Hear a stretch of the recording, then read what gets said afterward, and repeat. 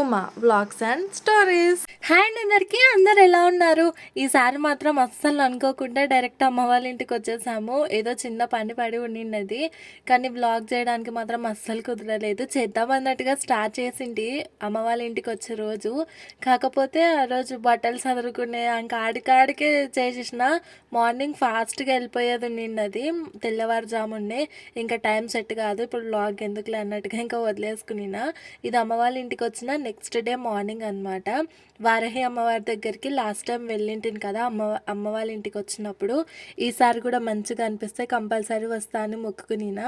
నాకు చాలా మంచిగా అనిపించింది. ఈ శారీ అమ్మమ్మ తీసుకునిన్నది అమ్మమ్మ కోసమనే. కాకపోతే అది ఇంటికి వచ్చిన తర్వాత మీషోలోనే ఆర్డర్ పెట్టినది. నాకు బాగుంటుంది అన్నట్టుగా ఇక నాకు ఇచ్చేసింది. ఎట్లా గుడికి పోవాలనుకున్నా కదా అని ఇంకా కొత్త శారీని అమ్మ దగ్గరికి తీసుకొచ్చిన. అమ్మ ఇంకా ఇక్కడ ఫాల్స్ వేసి కుట్లు వేస్తుంది. అమ్మ ఆ లైట్ మీషోలోనే తీసుకుందంట. అసలు చాలా బాగా యూజ్ అవుతుందంట. నా చింతలు అయితే అసలు ఇల్లంతా గిచ్చ తిరుగుతుంటే మా అమ్మ సంతోషం కాదు. నేను ప్రతిసారి పాపకి చిన్నగా బొట్టు పెట్టే అలవాటు ఉండింది కదా నాకు. ఈడికి వచ్చిందంటే మా అమ్మ పెద్దగా బొట్లు పెడుతుంది, 3 బొట్లు పెడుతుంది అసలు దిష్టే తాకొద్దని. కానీ నాకెందుకో చిన్నగా పెట్టడమే అలవాటు. చిన్నగా అంటే మరీ అంతగా ఏం పెట్టాను, కాకపోతే కాలికి దిష్టి చుక్క మాత్రం కంపల్సరీగా పెడతాను. ఇంకా గుడికి వెళ్దామని అయితే రెడీ అయినా. అమ్మమ్మ వాళ్ళిద్దరు షాపింగ్కి వెళ్తామన్నారు.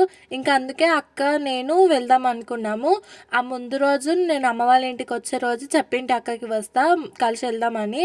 ఆ ముందు రోజు అక్క రెడీ అయిపోయినది, కానీ మేము అనుకోకుండా ఆ రోజు లేట్గా వచ్చేసినాం ఇంటికి. అంటే హాస్పిటల్కి వెళ్ళేది ఉండింది. మా రిలేటివ్ తాతకి అస్సలకి బాగాలేదు, చూద్దాం అన్నట్టుగా సడన్గా వచ్చేసిన ఇంటిమి. ఇంకా ఆ రోజు ఇంటికి వచ్చే వరకే ఆఫ్టర్నూన్ 3 ఏమో అయ్యిన్నది. ఇంకా గుడికి పోనికి అసలే కుదరదు కదా అని ఇంకా నెక్స్ట్ డే అడగంగా మా అక్క ఒప్పుకుంది. ఎందుకంటే తను పన్ను తీయించుకుంది అనమాట. ఊకే తలస్నానం చేస్తే బాగా పన్ను నొప్పి అవుతుందంట కదా, ఇంకా అందుకే అరిచింది. ఇంకా అదోటి ఇదో చెప్పి ఒప్పించుకున్నాను అక్కకి. ఇంకా గుడికి అయితే వచ్చేసినాం ఇద్దరం కలిసి. అక్క స్కూటీ నడుపుతుంది మంచిగానే. ఇంకా స్కూటీ మీద వచ్చేసినాం పిల్లల్ని తీసుకొని. వర్షిని ఏమో స్కూల్కి వెళ్ళినది. ఇంకా ముగ్గురితో ఒకళ్ళని వెంటేసుకొని వచ్చినాం మేము. ఇంకా గుడి దగ్గర లోపలికి అయితే మొబైల్ అస్సలకి అలవ్ లేదు. ఆ గుడి దగ్గర ముందే మా పిన్ని వాళ్ళ ఇల్లు ఉంటుంది అనమాట. ఇంకా పిన్ని దగ్గరికి కూడా వచ్చేసినాము, చూసి వెళ్దామని. ఎప్పుడో ఒకసారి వస్తా కదా అన్నట్టుగా.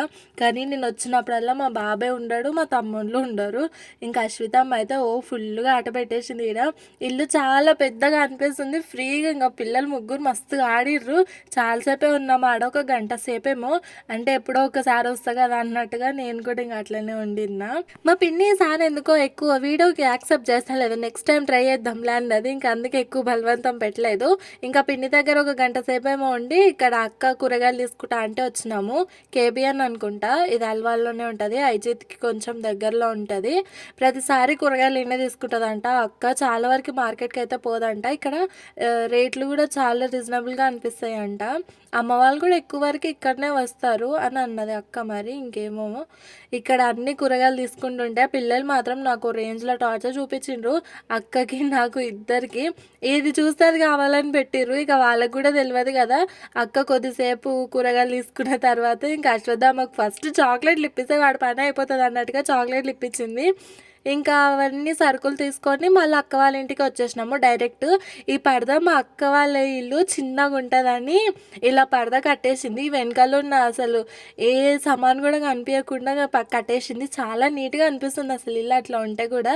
చిన్న రూమ్ అయినా సరే చాలా బాగుంటుంది, వాళ్ళ కాడికి సెట్ అయ్యేటట్టుగా. ఇంకా అక్క వాళ్ళ ఇంటి దగ్గర నుంచి మళ్ళీ మా ఇంటికి వెళ్ళిపోయినాము, అమ్మ వాళ్ళ ఇంటికి. మేము వెళ్ళే వరకే ఇంటికి అమ్మమ్మ ఇద్దరు షాపింగ్కి వెళ్ళిపోయి ఉన్నారు. పిల్లలుగా మాతోనే ఉన్నారు కదా. అమ్మ షాపింగ్కి వెళ్ళేటప్పుడే చికెన్ చేసింది, తలకాయ కూర, అన్నం వండి పోయింది.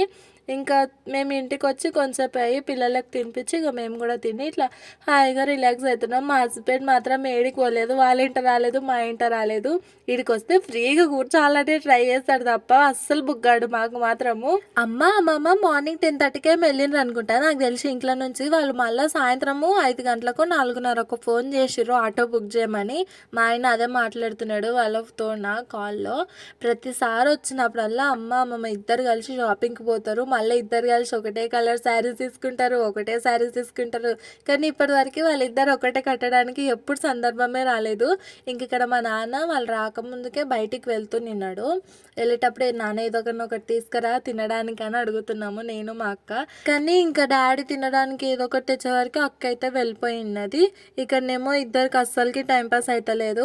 నేను వచ్చేది ఎప్పుడో ఒకసారి. మా అక్క నేను ఉన్న ఆయనసేపు కూడా అమ్మ నేను మా ఇంటికి వెళ్ళిపోతా అని ఒక్కటే పెట్టినది. మిషన్లో బట్టలు వేసేది ఉందంటే టార్చర్ పెట్టింది నన్ను అయితే. నేను మా ఇంటికి వెళ్ళిపోతా, నేను ఉండను అని.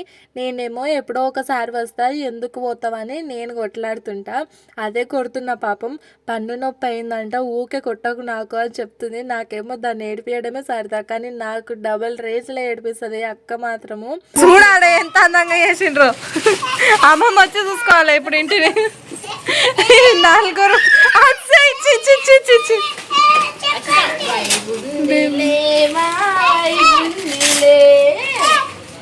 వీడు ముందరికి వచ్చి మరి కళ్ళ ముందలు తిప్పుతున్నాడే.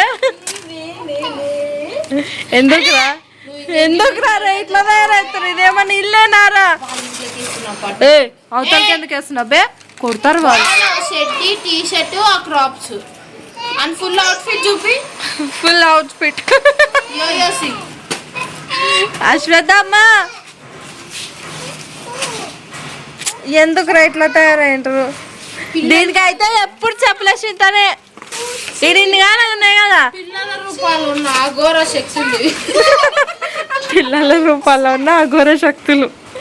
ఈ దుష్ట శక్తి ఎవరికైనా కనబడదు, మనకు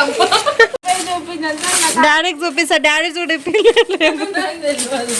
ఇంకా అమ్మమ్మ వాళ్ళైతే వచ్చేసిండ్రు. ముఖ్యంగా మా అమ్మకి పైకి రా అమ్మ నీకు పెద్ద సర్ప్రైజ్ ఉందని చెప్పినాము. అదేంటంటే ఈ పిల్లలంతా పాటలు లేపారు కదా, గది చూపించడమే. మా అమ్మ వచ్చినట్టున అసలు పర్షాన్ అయింది. ఏంద్రా ఇది ఇల్లు లేకపోతే ఏంటిదని. నిజంగా నలుగురు పిల్లలు కన్నా కలిసిండ్రంటే ఇల్లు నల్ల కొల్లం చేసి పాడేస్తారు. మా అమ్మ ఎట్లా చదరాలి నేను ఇవంతా నరుస్తూ ఉంది. పాపం తిరిగి మస్తు అయినది మా అమ్మకి అమ్మమ్మకి ఇద్దరికి. కొంతసేపు అయ్యి రెస్ట్ తీసుకొని మొత్తం చదిరేసింది.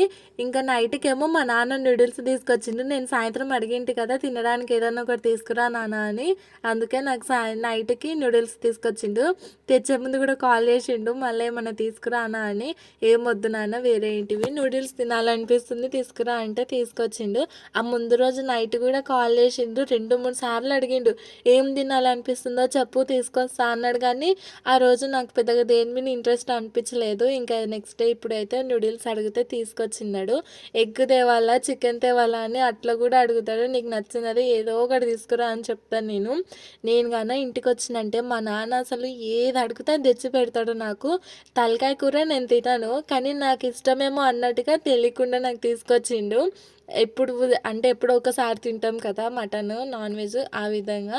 ఇంకా చికెన్ అయితే నేను ఎన్ని రోజులు ఉంటే అన్ని రోజులు కంపల్సరీగా ఉంటూనే ఉంటుంది. డైలీ నైట్ టైం చికెనే చేస్తాడు. ఇక్కడేమో మా ఆయన మా నాన్న ఇద్దరు కూర్చున్నారు. మా మామ అయితే అసలు పాటలు చాలా మంచిగా పాడతాడు. ఎప్పుడన్నా ఒకసారి కంప్లీట్గా అయిన సాంగ్స్ మంచిగా రికార్డ్ చేసి పెడతాను నేను. ఇంకా నెక్స్ట్ డే మార్నింగ్ అయితే 7 o'clockకి ఇంటి దగ్గర అయితే బయలుదేరినాము. 7 కాదు 6:30కి ఏమో ఇట్లా బయలుదేరినాము. ఇంకా ఎంజీబీఎస్కి వచ్చి అక్కడ నుంచి డైరెక్ట్ కొల్లాపూర్ బస్ ఎక్కితే ఇంకా కొల్లాపూర్లో దిగేస్తాము కదా. ఇంకా అట్లా నుంచి తాత వచ్చి తీసుకెళ్తారు. ఇంకా ట్యాంక్ బండ్ మీద నుంచి ఎన్నిసార్లు పోయినా కూడా నాకు కంపల్సరీగా వీడియో తీసుకోవాలి అనిపిస్తుంది. ఈసారి ఎక్కువ మా హస్బెండే చెప్పిండు ట్యాంక్ బండ్ నేను కంపల్సరీగా వీడియో తీసుకోమని. ఇంకా అట్లనే తీస్తున్నాను. ఆటో మాత్రం చాలా ఫాస్ట్గానే వచ్చింది, లేట్ ఏం చేయలేదు. ట్రాఫిక్ కూడా పెద్దగా అనిపించలేదు, ఎందుకంటే మార్నింగ్ టైం కదా. అదే ఒకవేళ ఆఫ్టర్నూన్ అంటే వామ్మో ఒక రేంజ్లో టార్చర్ కనిపిస్తుండే. కానీ ఆటో మాత్రం చాలా స్పీడ్గా వచ్చింది. ఇంకా ఎంజీబీఎస్కి వచ్చిన తర్వాత అశ్వత్థామ ఇవన్నీ చూసినంటే కంపల్సరీగా టార్చర్ చూపిస్తాడు. ఇంకా అందుకే ఏదో ఒకటి ఇప్పిస్తే అయిపోతుంది అన్నట్టుగా ఇంకా స్నికర్స్ అయితే ఇప్పించిండు ఇద్దరికి. వామ్మో మరి అసలు ఎంజీబీఎస్లో ఏముంటాయి కదా రేట్లు ఒక్కొక్క ప్రోడక్ట్ మీద తినేటివి. బిస్కెట్ ప్యాకెట్స్ ఇంకా చిప్స్ అయితే వామ్మో అసలు చెప్పక్కర్లేదు. మన ఇంటి దగ్గర 5 రూపాయలు ఉంటే ఎంజీబీఎస్లో 10 రూపాయలు ఉంటుంది. ఇంకా బస్సు అయితే ఒక 10 నిమిషాలకేమో వచ్చింది. మా అమ్మ ఉప్మా పెట్టి పంపించినది పిల్లల కోసం అని, మధ్యలో ఆకలి అయితే తినిపియమని. అదేమైంది ఆయన అయితే మొత్తం లీక్ అయిపోయింది ఉప్మా. సగానికి సగం పాడేసిండు మా ఆయన. అదే మొత్తం సర్ది మళ్ళీ పెట్టేస్తున్నాడు. ఈడనేమో బుడ్డ తల్లి వాళ్ళ నాన్న జోబులో ఉన్న పైసలు, ఆధార్ కార్డులు అన్నీ తీసి నా చేతిలోకి పెడుతుంది. మా తాత దగ్గర కూడా అట్లనే చేస్తుంది. తాతగాని ఇంటికి వచ్చిందంటే జోబులే వెతుకుతుంది. జోబులో ఏముంటే అవన్నీ తీసి పాడేస్తుంటుంది. ఇంకా మేమైతే ఇంటికి వచ్చేవరకు మధ్యాహ్నం 1:30 ఒకటేమో అయ్యింది అనుకుంటా. వచ్చేవరకు మాత్రం చాలా యాస్ట్కి వచ్చేసింది. ఇంటికి వచ్చినట్టునే ఫస్ట్ నేను పాపకి స్నానం చేపించిన, అమ్మమ్మనేమో అశ్వత్థమ్మ గాడికి చేపించింది. ఇంకా ఈడైతే చెక్ చేస్తున్నామా వాడిది ఏం వంటలు చేసిండప్పా అని. ఇంతకుముందు అమ్మమ్మ పోయేటప్పుడు చింతకాయ చట్నీ వేసిండు, ఊరికి వెళ్ళేటప్పుడు అది ఉంది. మా మరిదేమో గట్టిపప్పు వేసిండు, అన్నం వండిండు. ఇంకా అదే తినాలి. లాస్ట్కి వచ్చింది కదా, ఇదంతా కిచెన్ చూస్తే ఇంకెంత కోపం వచ్చింది. అంత బంక అయిపోయింది. ఒక్క రోజుకి మనుషులు లేకపోతే నిజంగా అసలు ఇల్లు ఎట్లా తయారైపోతుంది కదా. ఈడైతే అన్నీ తీసి క్లీన్ చేసేవరకు నాకు మనసు అస్సలు ప్రశాంతంగా అనిపించలేదు. ఇంకా చక్కెర డబ్బాలు అవి ఇవి అన్నీ చూస్తున్నాను, ఏవేవి సదిరి పెడతామా అని. ఇంకా కొంచెం కవర్లో చక్కెర ఉంటే అది కూడా డబ్బాలు వేసేసి అంతా నీట్గా క్లీన్ చేస్తున్నాను. అసలు ఎన్నిసార్లు క్లీన్ చేసినా కూడా మనశ్శాంతిగానే అనిపించదు కదా కిచెన్లో. మేము అర్జెంటుగా ఊరికి ఎందుకు వెళ్ళాల్సింది వచ్చిందంటే హైదరాబాద్కి మా రిలేటివ్ మా తాత ఒక ఆయనకి అస్సలకి హెల్త్ బాగాలేదు. అందుకే ఇక హైదరాబాద్లోనే పంచగుట్టలో నిమ్స్లో అడ్మిట్ చేసినారు. చూసొద్దాం అన్నట్టుగా పోయినాము. అనుకోలేదు వెళ్తామని కూడా. అప్పటికప్పుడు సడన్గా నైట్ టైం ప్లానింగ్ చేసింది అమ్మమ్మ. ఇంకా మార్నింగ్ తెల్లవారుజామున చీకట్లోనే ఇంటి దగ్గర బయలుదేరింటిమి. 5:30కే వెళ్ళినాము. ఇంకా అక్కడ హాస్పిటల్కి వెళ్ళే వరకే మాకు చాలా టైమే పట్టింది. ఎందుకంటే మేము ఇక్కడ జడ్చల దాటినాక ఫుల్గా ట్రాఫిక్ జామ్ ఉన్నింది. లేకపోతే ఫాస్ట్గానే వెళ్తుంటిమి. ఇంటి దగ్గరనేమో అంత తెల్లవారుజామున లేచి బయలుదేరి వెళ్ళినాం కదా. కానీ ఆడికి వెళ్ళే వరకు అయితే చాలా లేట్ అయ్యిన్నది. నేనైతే హాస్పిటల్లో పెద్దగా తిరగలేదు, ఎందుకంటే పిల్లల్ని వేసుకొని పోయినాం కదా. అంటే డైరెక్ట్ అమ్మ వాళ్ళ ఇంటికి వెళ్ళి అక్కడ నుంచి అటు అమ్మమ్మ వాళ్ళు వెళ్ళింటే అయిపోకని అనుకోకుండా మా ఆయన ఆటో బుక్ చేస్తే క్యాబ్ ఇంకా అనుకోకుండా డైరెక్ట్ హాస్పిటల్కే వెళ్ళిపోయినాము. ఆడ ఎక్కువసేపు అయితే లేము, ఎందుకంటే పిల్లల్ని పెట్టుకొని హాస్పిటల్ అస్సలు అలా కూడా చెయ్యరు కదా. అందుకనే ఇంకా అమ్మమ్మ వాళ్ళే పోయి చూసి వచ్చినారు. ఇంకా కొన్ని బట్టలు ఉంటే అవన్నీ మడత పెట్టిన, పాపనైతే పడుకోబెట్టేసిన పని ఉందని. అమ్మమ్మ వాళ్ళు చీరలు తీసుకురావడానికి వెళ్ళిండే. అంటే ఇంతకుముందు నుంచి కూడా మేము శారీస్ అమ్ముతుంటిమి, కాకపోతే మధ్యలో కొన్ని రోజులు ఆపేసినింటిమి. మళ్ళీ ఇప్పుడు పండుగ సీజన్ కదా అన్నట్టుగా అమ్మమ్మ నిన్న పోయినారని చెప్పింది కదా షాపింగ్కి. ఇదే షాపింగ్. ఇంకా నేను మా ఆయన ఒక ప్రయోగం చేద్దాం అన్నట్టుగా గోధుమలు నానబెట్టి పోయింటిమి. అవి వచ్చే వరకు అంతా పాడైపోయినాయి. ఇంకా దేనికి పనికిరానట్టే నాకు తెలిసి. ఇంకా బెండకాయలు అయితే చాలా అయినాయి. ఒక్క రోజుకే ఇవన్నీ తెంపేయాలి. అమ్మమ్మనేమో సంతకెళ్ళినది అశ్వత్థామని తీసుకొని. ఇంకా తర్వాత పనులు మళ్ళీ వ్లాగ్లో చూపిస్తాను. వీడియో నచ్చి లైక్ చేయండి, మరిన్ని వీడియోస్ కోసం సబ్స్క్రైబ్ చేయండి. బాయ్.